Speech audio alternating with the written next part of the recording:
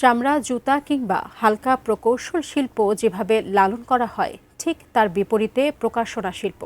এ মন্তব্য করে এবারের অমর একুশে বইমেলায় অনেক প্রকাশকেরই প্রশ্ন, প্রকাশনা শিল্প ধীরে ধীরে ধ্বংসের দিকে যাচ্ছে না তো? বইমেলায় পাঠকের উপস্থিতি ও বেচা বিক্রি নিয়ে হতাশা তাদের। আবুল কালাম আজাদের রিপোর্ট।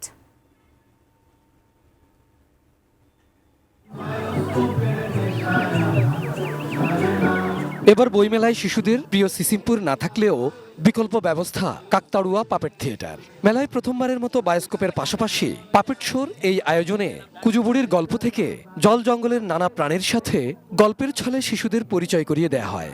কোনো পৃষ্ঠপোষক না থাকায় বায়োস্কোপের জন্য জনপ্রতি খরচ 50 টাকা করে নিচ্ছেন আয়োজকরা।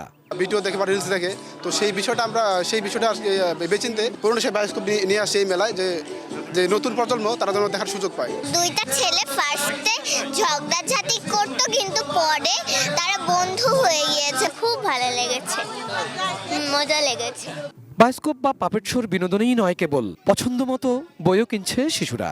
বার্থডে হয়ে কি করে উৎসব পালন করতে হবে সেটার বিষয়ে সেজন্য আমার খুব ভালো লেগেছে।